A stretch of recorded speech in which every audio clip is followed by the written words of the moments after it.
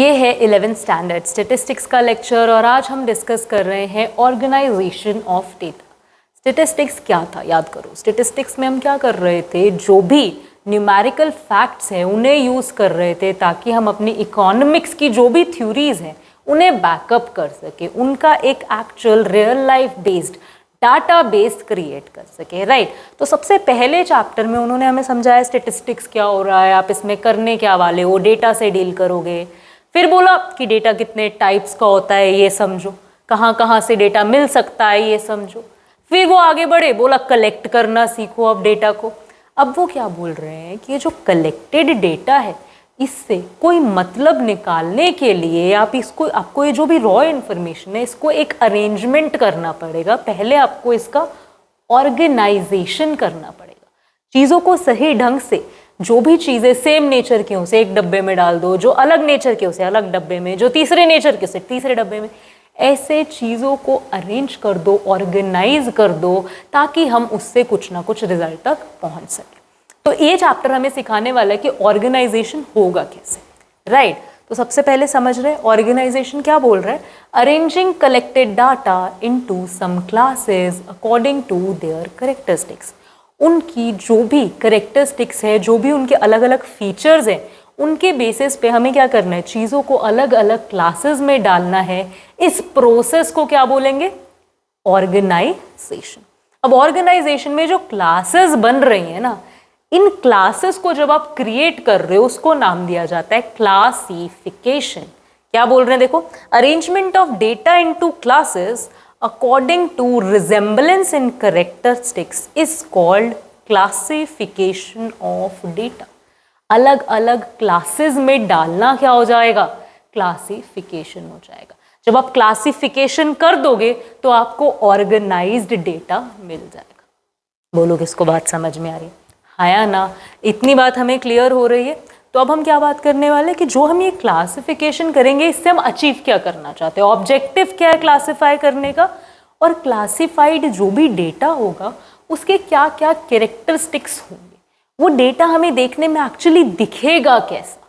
बोलो बात समझ में आ रही है। ऑब्जेक्टिव्स क्या बोल रहे हैं, ब्रीफ एंड सिंपल।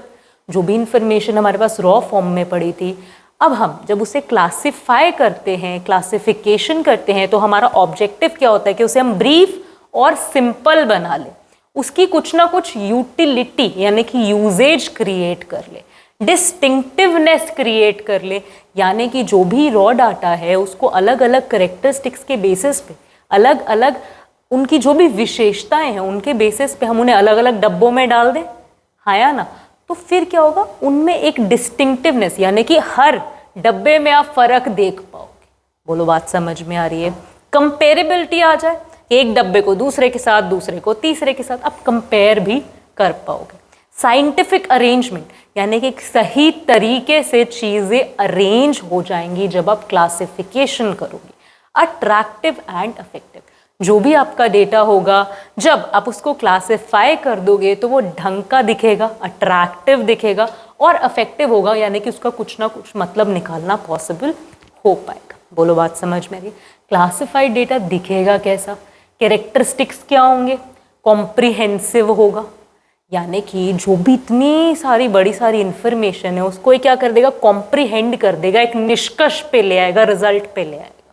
और क्या बोला है, एक क्लैरिटी प्रोवाइड करेगा हमें।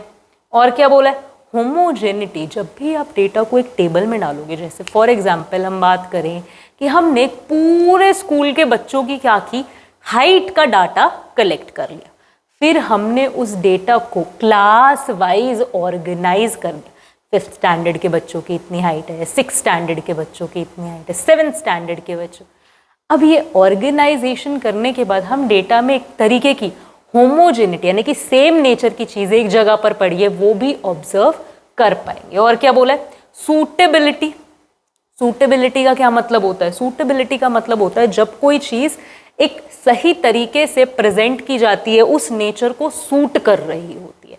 जैसे कि हमने हाइट्स की डेटा का एग्जाम्पल लिया, तो जो हाइट्स का डेटा है इसके अगेंस्ट जब आप ऑर्गेनाइजेशन कर दोगे तो वो एक सूटेबल तरीके से प्रेजेंट हो जाएगा, एक मतलब हम उस तक निकाल पाएंगे। सभी पॉइंट्स हमें वहीं पर ले आते हैं कि एंड ऑफ द डे अब जो डाटा ऑर्गेनाइज हो जाएगा, जो क्लासिफाई हो जाएगा, वो हमें किसी ना किसी मतलब तक लेके जा पाएगा। स्टेबिलिटी होगी, जब आप डाटा को अरेंज कर दोगे, उसको क्लासिफाई कर दोगे, तो उसमें एक स्टेबिलिटी होगी, कुछ भी अनसर्टेन नहीं होगा, आप एक सूटेबल तरीके से, एक स्टेबल तरीके से अपने डेटा को प्रेजेंट कर दोगे। इलास्टिक होगा, अगर कोई चेंज करने की ज़रूरत भी पड़ती है तो भी डाटा चेंज किया जा सकता है, क्योंकि जब चीज़ें वेल ऑर्गेनाइज्ड है, आपको पता होगा कि चेंजेस कहाँ पे करना है, किस टाइप का डाटा कहाँ पे पड़ा हुआ है। तो इलास्टिक का मतलब होगा चीज़ें फ्लेक्सिबल होंगी, कहीं ना कहीं जहाँ पे चेंज रिक्वायर्ड है वहाँ पे चेंज कर पाएंगे। बोलो इतनी बात हमें समझ में आ गई, हाँ या ना? तो क्लासिफिकेशन के बेसिस क्या क्या होंगे, किन किन चीज़ों को ध्यान में रख के हम ये क्लासेस क्रिएट कर सकते हैं। क्लासिफिकेशन में क्या कर रहे हैं, क्लासेस बना रहे हैं ना, तो क्लासेस किन किन फैक्टर्स को ध्यान में रख के बन सकती है, एक एक करके वो समझेंगे। सबसे पहले जियोग्राफिकल क्लासिफिकेशन, यानी कि क्लासेस आप बना सकते हो किसी भी लोकेशन को ध्यान में रख के, कि पंजाब का डाटा, हरियाणा का डाटा, यूपी का डाटा।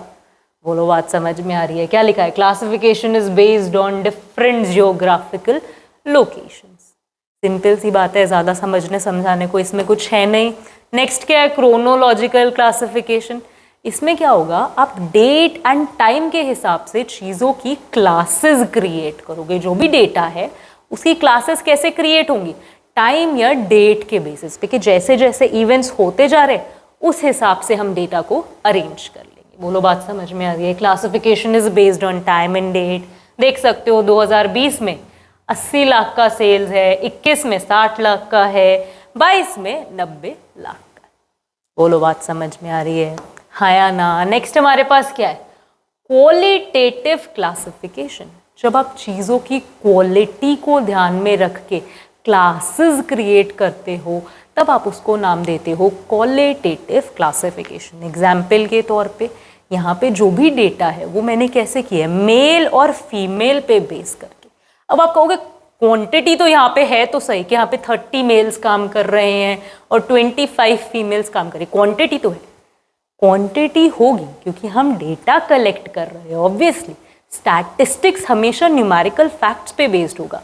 क्वालिटेटिव का क्या मतलब है, क्वालिटेटिव क्लासिफिकेशन क्या बोलेगी कि जो क्लास क्रिएट हो रहा है ना वो क्वालिटी पे बेस्ड है। यहाँ पे मेल और फीमेल पर बेस करके क्लासिफिकेशन किया गया। बोलो कुछ बात समझ में आ रही है कि क्वालिटेटिव क्या बोल रहा है? अच्छा देखो, क्वालिटेटिव में दो टाइप से आगे, सिंपल क्लासिफिकेशन और मैनीफोल्ड क्लासिफिकेशन। इसमें कुछ हार्ड एंड फास्ट नहीं है। सिंपल बात क्या कही हुई है कि जो सिंपल क्लासिफिकेशन होगा उसमें एक फैक्टर को ध्यान में रख के या एक क्वालिटी को ध्यान में रख के क्लासिफिकेशन किया जाएगा। अगर अब इसमें क्लासिफिकेशन में और कर दूं, मेल और फीमेल के आगे और क्लासिफिकेशन करूं क्वालिटी का, जैसे स्किल्ड लेबर कितने हैं, अनस्किल्ड कितने हैं, एजुकेटेड कितने, अनएजुकेटेड कितने, ग्रेजुएटेड कितने, अनग्रेजुएटेड कितने। बोलो किसको बात समझ में आ रही? हाँ या ना? जब मैं इसको ही आगे और आगे और आगे क्लासिफिकेशन करती चली जाती हूँ क्वालिटी को ध्यान में रखते हुए, तो उसको हम नाम दे देते हैं मैनीफोल्ड क्लासिफिकेशन। बोलो बात समझ में आ गई? क्वालिटी पे कैसे बेस्ड हो रही हैं चीज़ें ये हमें समझ आ गया। क्लासेस क्वालिटी पे बेस करके बनेंगे। डाटा तो न्यूमेरिकल फैक्ट्स ही होंगे, उसमें कोई डाउट नहीं है। बोलो बात समझ में आ गई? हाँ या ना? तो क्वांटिटी बेस्ड क्लासिफिकेशन कैसे होगा? क्वांटिटेटिव क्लासिफिकेशन क्या होगा? जब आप नंबर्स को ध्यान में रख के अपनी क्लासिफिकेशन करोगे, क्लासेस आपकी जो भी बनेंगी वो न्यूमेरिकल फैक्ट्स पे बेस्ड होंगी। जैसे कि यहाँ पे एग्जाम्पल के तौर पे प्रॉफिट्स नंबर्स में होगा 0 to 1 lakh, 1 to 5 lakh, 5 to 10 lakh. यहाँ पे हम क्या कर रहे हैं, न्यूमेरिकल वैल्यूज को यूज करके क्लासेस क्रिएट कर रहे हैं। हाँ या ना? इसीलिए ऐसी क्लासिफिकेशन को हम बोलेंगे क्वांटिटेटिव क्लासिफिकेशन। बोलो बात समझ में आ गई? हाँ या ना? इतनी बात हमें समझ में आ गई कि क्लासिफिकेशन का क्या मतलब होता है and different types of classification क्या हो सकती है। इतनी बात हमें समझ में आ गई। आगे मूव करें, नेक्स्ट हम क्या समझेंगे कि वेरिएबल क्या होता है। वेरिएबल हम लोग सुनते हैं 9th में, 10th में, साइंस पढ़ते हुए, मैथ्स पढ़ते हुए। वेरिएबल शब्द का मतलब क्या होता है, कभी सोचा हमने? वेरिएबल शब्द का मतलब होता है ऐसी कोई भी चीज़ जो अपनी वैल्यू टाइम के साथ चेंज कर सकती है। एंड आप उस वैल्यू को मेजर भी कर सकते हो। आज किसी चीज़ की वैल्यू 10 है, कल 15 हो जाए, फिर 20 हो जाए, फिर 10 हो जाए, फिर 8 हो जाए। कोई भी चीज़ जो अपनी वैल्यू में बदलाव लेकर आ सकती है उसे हम क्या नाम देते हैं? वेरिएबल। बोलो इतनी बात कुछ कुछ समझ में आ रही है? हाँ या ना? देखो क्या लिख रही है book, a phenomena which is capable of being measured and change over period of time. एक ऐसा फिनोमिना है वेरिएबल, एक ऐसा कॉन्सेप्ट है जिसको आप मेजर भी कर पाओगे और जो वक्त के साथ अपनी वैल्यू को बदलेगा भी। बोलो बात समझ में आ रही है? अच्छा, वेरिएबल अब कितने टाइप्स के होंगे? डिस्क्रीट वेरिएबल होगा और कॉन्टिन्यूअस वेरिएबल होगा। क्या मतलब है? डिस्क्रीट क्या होता है, कॉन्टिन्यूस क्या होता है? सिंपल समझेंगे। डिस्क्रीट वेरिएबल होते हैं जिनको आप बदलेंगे जैसे जैसे, वो आप होल नंबर्स में बदलेंगे। जैसे पहले 1 था, फिर 2 हो गया, फिर 8 हो गया, फिर 5 हो गया, इस तरीके से चीज़ें बदलेंगे। डिस्क्रीट वेरिएबल जब भी बदलता है वो इन होल काउंट में बदलता है। कॉन्टिन्यूस वेरिएबल जब भी बदलेंगे वो पॉइंट्स में बदलेंगे, फ्रैक्शंस में बदलेंगे। जैसे पहले 1.5 था, फिर 2.5 हो गया, यानी कि पहले 1.5 था, 2.5 हो गया, 3.8 हो गया, 4.6 हो गया। जब भी आप चीज़ों की मेजरमेंट को लेते हो तब आप कॉन्टिन्यूस वेरिएबल की बात करते हो। जब आप चीज़ों की काउंटिंग को लेते हो तब आप डिस्क्रीट वेरिएबल की बात करते हो। लेट दिस सिंक इन, समझो क्या बोलना चाह रही हूँ। कि जैसे कि अगर हम बात करें कि हर रोज़ आपकी शॉप पे कितना दूध लगता है, कितना दूध लगता है, आप केजीज में उसे मेजर कर रहे हो, तो किसी दिन लगेगा 1200 ग्राम, 1200 ग्राम्स, किसी दिन लगेगा 1500 ग्राम्स, किसी दिन लगेगा 6000 ग्राम्स। बोलो बात समझ में आ रही है? हाँ या ना? लेकिन जब हम डिस्क्रीट वेरिएबल की बात करेंगे तब आपका दूध के पैकेट्स लगेंगे, 1 packet, 2 packet, 3 packet, 4 packet, 5 packet. बोलो बात समझ में आ रही है? कॉन्टिन्यूस वेरिएबल हमें क्या बताएगा? मेजरमेंट्स बताएगा चीज। डिस्क्रीट क्या बताएगा? काउंटिंग। काउंटिंग हमेशा जंप करेगी 1 से 2 पे, 2 से 3 पे। कॉन्टिन्यूस वेरिएबल्स 1 और 2 के बीच वाले नंबर्स पे भी प्ले कर सकता है। कॉन्टिन्यूस वेरिएबल जब चेंज करता है तो 1 और 2 के बीच में जो चीजें हैं 1.2, 1.5, इनमें भी कॉन्टिन्यूस वेरिएबल की वैल्यू आ सकती है। बोलो कुछ बात समझ में आई? हाँ या ना? डिस्क्रीट वेरिएबल क्या होता है, कॉन्टिन्यूस वेरिएबल क्या होता है, हमें समझ में आया। नेक्स्ट हम किसके बारे में बात करेंगे? रॉ डेटा क्या होता है, अभी समझ लेते हैं। रॉ डेटा बेसिकली हम सिंपली अगर नाम से भी समझने की कोशिश करें कि डेटा अपने बिल्कुल बेसिक फॉर्म में, अभी ऐसा डेटा जिसका कुछ खास मतलब नहीं है, जो किसी टाइप से अरेंज्ड नहीं है, उसको हम क्या बोल देंगे? Raw data. It is crude form of data. Crude शब्द आपने पहले ऑयल के साथ सुना होगा। क्रूड ऑयल किसे बोलते हैं? जब हम धरती से तेल को निकालते हैं वो जो बिल्कुल उसका नेचुरल फॉर्म होता है ना, बेसिक फॉर्म होता है, उसे क्रूड बोलते हैं। तो डेटा का जो क्रूड फॉर्म है उसे क्या बोलते हैं? Raw data. ये कैसा होगा? Unorganized mass data that is yet to be organized by the investigator. Unorganized data जिसको अभी जो इन्वेस्टिगेटर है वो उसे ऑर्गेनाइज करेगा, अभी तक उसका कुछ नहीं हुआ, अभी ऑर्गेनाइजेशन होगा, ऐसे डेटा को हम क्या बोल देते हैं?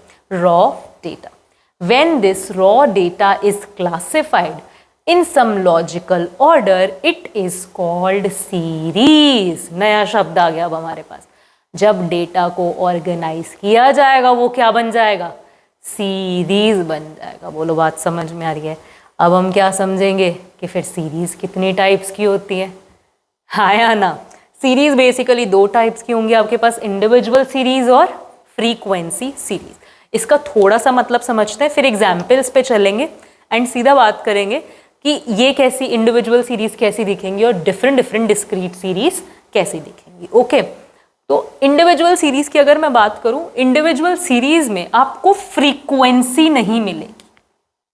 यानी कि अगर मैं बात करूं एक नॉर्मल, अगर हम रॉ डाटा उठाएं, नॉर्मल अगर हम रॉ डाटा उठाएं कि एक क्लास है जिसमें किसी के 100 नंबर हैं, 99 है, 99 है, 98 है, 65 है, 44 है एंड 44 है।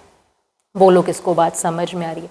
जब भी मैं इंडिविजुअल सीरीज में डील करूंगी, मेरा हर नंबर अपने आप को खुद ब खुद रिप्रेजेंट करेगा। देखो इस डेटा को मैं कैसे अरेंज कर सकती हूँ, सिंपली समझने की कोशिश करो कैसे अरेंज कर सकती हूँ कि 100 एक बच्चे के पास है, 99 दो बच्चों के पास है, 98 एक बच्चे के पास है, 65 एक बच्चे के पास है, 44 दो बच्चों के पास है।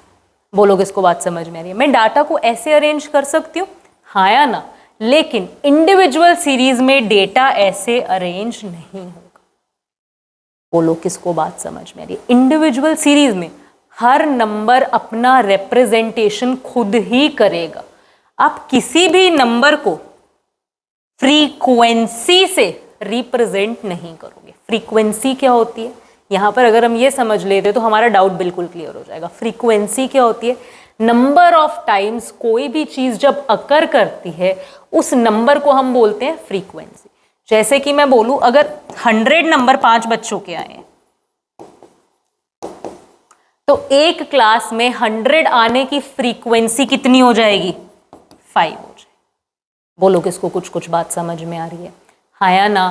क्या बोलना चाह रहे हैं हम कि जब भी या तो मैं देखो ये 5 टाइम्स 100 इसी तरीके से लिखूं या फिर मैं क्या करूं 100 लिख दूं और बोलूं कि भाई 5 बार आ रहा है, हाँ या ना? दोनों तरीके से डाटा क्या हो सकता है? ऑर्गेनाइज हो सकता है, हाँ या ना? जब हम हर नंबर को खुद का रिप्रेजेंटेशन करने देंगे तो उसे बोलेंगे इंडिविजुअल सीरीज।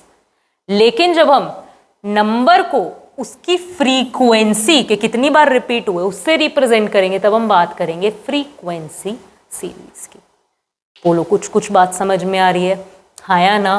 फ्रीक्वेंसी सीरीज में क्या होगा? चीजों की फ्रीक्वेंसी गिवन होगी।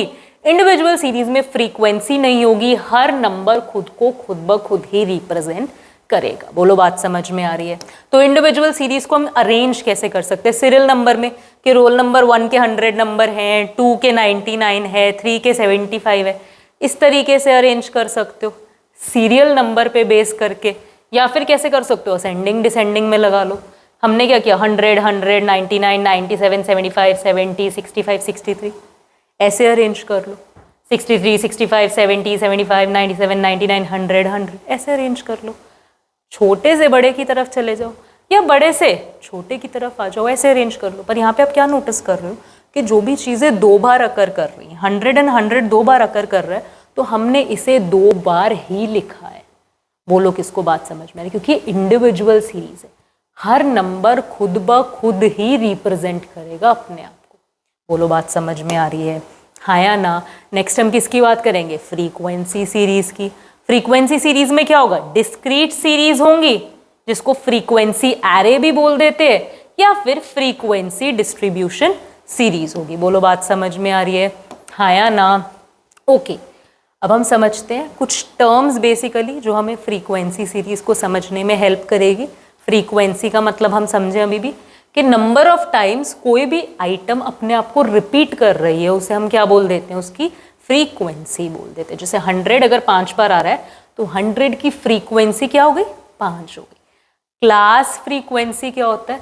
जब आप डेटा को इस तरीके से अरेंज कर देते हो, क्लास बना देते हो, हाँ, कि इस नंबर से लेके इस नंबर तक की आइटम्स यहाँ पर लाए कर रही, तो उसकी जो भी फ्रीक्वेंसी होगी कि 20 to 29 कितने नंबर आ रहे हैं? 3 नंबर आ रहे हैं, उसे हम क्या बोल देते हैं? क्लास की फ्रीक्वेंसी बोल देते हैं। Number of times an item occur repeats itself corresponding to a class interval, इसे क्या बोल देते हैं? Class interval. इसकी फ्रीक्वेंसी को क्या बोल देंगे? Class frequency. बोलो बात समझ में आ गई? टेलीबार्स क्या हो जाते हैं? टेलीबार्स है हमारे पास method of marking and counting known as 4 and cross method. Tally marks आप लोग पहले भी पढ़ चुके हो। क्या होता है? जब आप 1 2 3 4 एंड 5, ओके, समझते हैं इसको कैसे? देखो कैसे, इसको एक बेसिकली एक काउंटिंग का तरीका है। 4 बार्स एंड क्रॉस कहा जा रहा है। सिंपली होगा क्या, आप कोई भी आपको आइटम है, समझ लो आपको 5 फ्रीक्वेंसी को रिप्रेजेंट करना है तो हम उसे टेली मार्क्स में कैसे लिखेंगे? 1 2 3 4 एंड 5। ये तो अब 9th-10th में भी समझ के आए हो, फ्रीक्वेंसी को हम टेली मार्क्स में कैसे लिख सकते हैं, हाँ या ना? तो अगर आपको 15 लिखना है तो कैसे लिखोगे? 5 है, 1 2 3 4 5, 1 2 3 4 5 15 हो गया। बोलो बात समझ में आ रही है? हाँ या ना? ये टर्म्स हमें क्लियर हो गई। चलो फिर आगे बढ़े।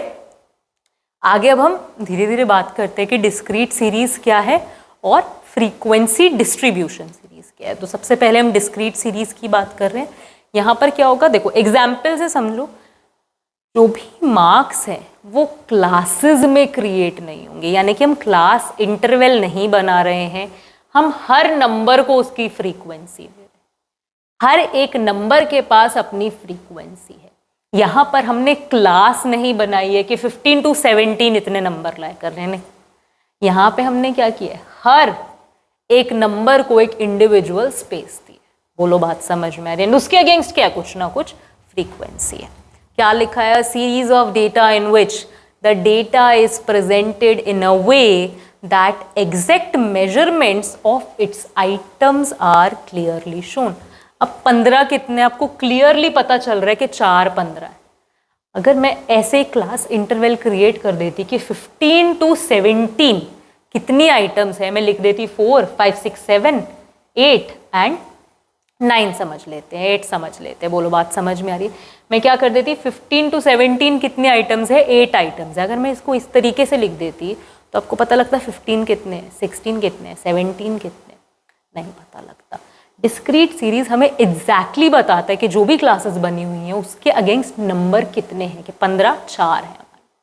बोलो बात समझ में आ रही है? हाँ या ना? Frequency distribution series on the other hand, अब तक हमें समझ आ ही गया होगा। क्या बोलेगा आपको? क्लास इंटरवल्स क्रिएट करके उसके अगेंस्ट फ्रीक्वेंसी देगा। तो यहाँ पे आप सर्टेन नहीं हो सकते। अगर 0 to 10 4 है तो आपको नहीं पता कि 5 कितने हैं, 6 कितने हैं, 3 कितने हैं, 2 कितने हैं, 9 कितने, आपको नहीं पता। ये बात वही लिखा है, a series of data in which the data is not exactly measures, exact values नहीं पता है, items are placed within the range called class intervals. Items जो है वो क्लास इंटरवल्स के बीच में बेसिकली प्लेस की गई। बोलो बात समझ में आ रही है? हाँ या ना? तो अब जो हमारी फ्रीक्वेंसी डिस्ट्रीब्यूशन है ना, यानी जो क्लास इंटरवल वाली हमारा जो फ्रीक्वेंसी अरेंजमेंट है, इसकी भी हम आगे टाइप्स डिस्कस करेंगे। हमारे पास होगी exclusive series, inclusive series, open and series, cumulative series and mid value series. ये सब टाइप्स किसके हैं हमारे पास?